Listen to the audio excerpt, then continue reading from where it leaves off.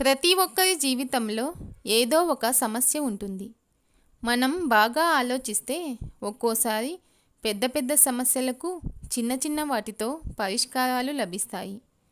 అవేంటో తెలుసుకుందాం.